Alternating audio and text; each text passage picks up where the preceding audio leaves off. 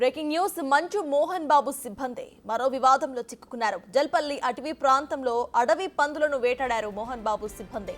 అడవి పందులను వేటాడినట్లుగా మేనేజర్ కిరణ్ పై ఆరోపణలు వస్తున్నాయి. వేటాడిన అడవి పందులను బంధించి ఎలక్ట్రీషియన్ దేవేంద్ర ప్రసాద్ తీసుకువెళ్లాడు. అయితే అది అడవి పంది కాదని మోహన్ బాబు అండ్ టీం బుకాయించే ప్రయత్నం చేశారు.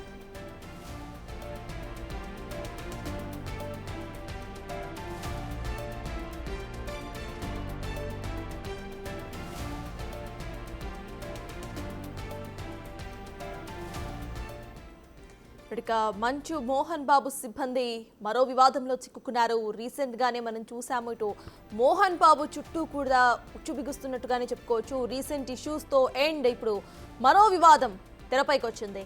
జల్పల్లి అటవీ ప్రాంతంలో అటవీ పందులను వేటాడినట్టుగా ఇటు మోహన్ బాబు సిబ్బంది వీడియో ఇప్పుడు వైరల్ అవుతోంది.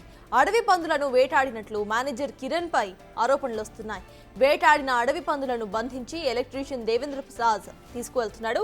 విజువల్స్ మనం స్క్రీన్ మీద చూస్తున్నాము. ఫోన్లో రికార్డ్ అయిన విజువల్స్, అడవి పందిని ఏ విధంగా అక్కడి నుండి తరలిస్తున్నారో ఆ విజువల్స్ ని స్క్రీన్ మీద చూస్తున్నాం.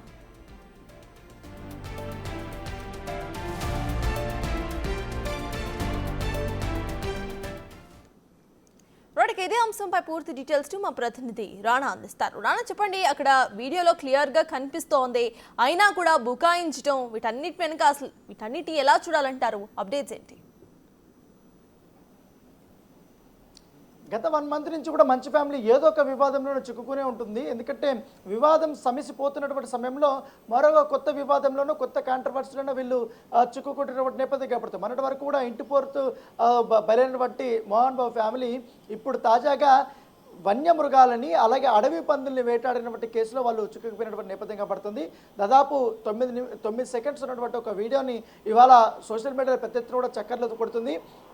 దాంట్లో మంచు విష్ణుకు చెందినటువంటి మేనేజర్ కిరణ్ అలాగే ఎలక్ట్రీషియన్ దేవేంద్ర వీళ్ళిద్దరూ కూడా అడవి పందిని మోసుకుంటూ వాళ్ళు వేటాడినటువంటి దాన్ని తీసుకెళ్ళినటువంటి ఆ విజువల్ అయితే ఇప్పుడు పెద్ద ఎత్తున కూడా చక్కర్లో కొడుతుంది. దీనిపైన ఇప్పుడు నెటిజన్స్ ఆగ్రహం వ్యక్తం చేస్తున్నటువంటి నేపథ్యం పడుతుంది. అయితే ఇక్కడ మరొక కీలకమైనటువంటి అంశం ఏంటంటే, గతంలో కూడా వీళ్ళు అడవి పందులను వేటాడడానికి 2-3 సార్లు వెళ్ళినప్పుడు మంచు మనోజ్ వీళ్ళని అడ్డుకున్నట్టుగా చెప్తున్నారు.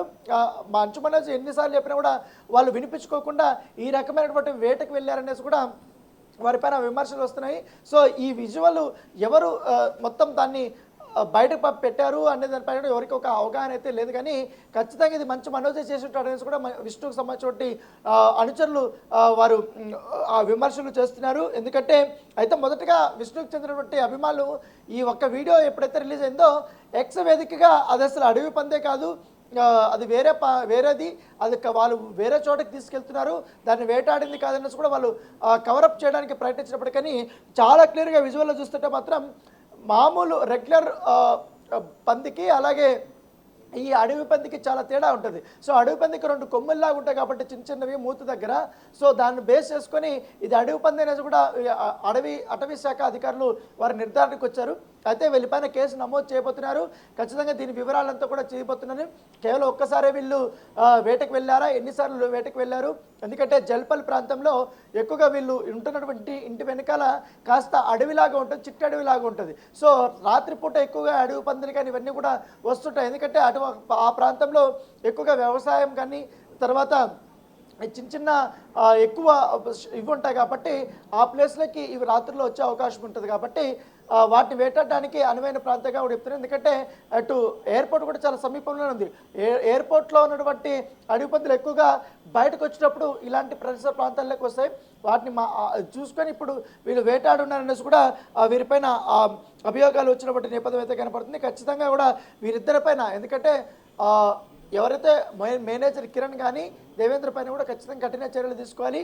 వీళ్ళని లోపల పంపించి వేటాడించినటువంటి వ్యక్తి ఎవరైతే ఉన్నారో మంచు విష్ణు పైన కూడా చర్యలు తీసుకోవాలని కూడా చెప్తున్నారు. అయితే ఇది మంచు విష్ణు ఆదేశాలు ఇస్తే వేటాడారా లేకపోతే వీళ్ళే వేటాడారా, అసలు ఎవరు వేటాడారు, ఎవరు చెప్పారు, ఆ వేటాడిన దాన్ని వీళ్ళు ఏం చేశారు ఏంటి అన్న దానిపై కూడా ఈ విచారణలో తేలుతుంది. సో ప్రస్తుతం అయితే ఈ వన్యప్రాణుల సంరక్షణ చేసేటువంటి వారు ఎవరైతే ఉన్నారో వారి అభివృద్ధి కోసం కానీ వాళ్ళ సంక్షేమం కోసం పనిచేసేటువంటి అనిమల్ లవర్స్ ఎవరైతే ఉన్నారో వాళ్ళందరూ కూడా తీవ్రంగా డిమాండ్ చేస్తున్నారు.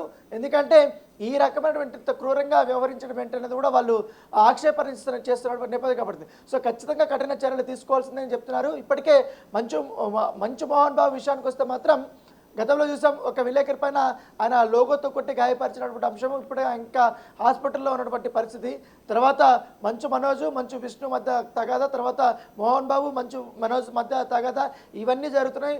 అవన్నీ సమసిపోతున్న నేపథ్యంలో 4 రోజుల ముందు మంచు మనోజ్ మరొకసారి పైడి షరీఫ్కి దాదాపు 7 పేజీలు లెటర్ రాశారు. ఎందుకంటే తను ఏ విధంగా వారి నుంచి ఇబ్బందులు పడ్డాను, మంచు మోహన్ బాబు కానీ మంచు విష్ణు తను ఏ విధంగా వాళ్ళు ఇప్పటి వరకు కూడా హింసించారనే అంశాలు కూడా ఆయన చెప్పినటువంటి నేపథ్యంలో ఇప్పుడు తాజాగా అడవి పంది విషయం బయటకు వచ్చింది. సో అడవి పంది వ్యవహారంలో మాత్రం పోలీసులు చాలా సీరియస్గా ఉండే అవకాశం ఉంది. పూర్తి స్థాయిలో దర్యాప్తు చేస్తే మాత్రం దీని వెనక ఉన్నటువంటి వాళ్ళందరినీ కూడా అరెస్ట్ చేసే అవకాశాలు ఎక్కువగా కనబడుతున్నాయి. Right, thank you Rana.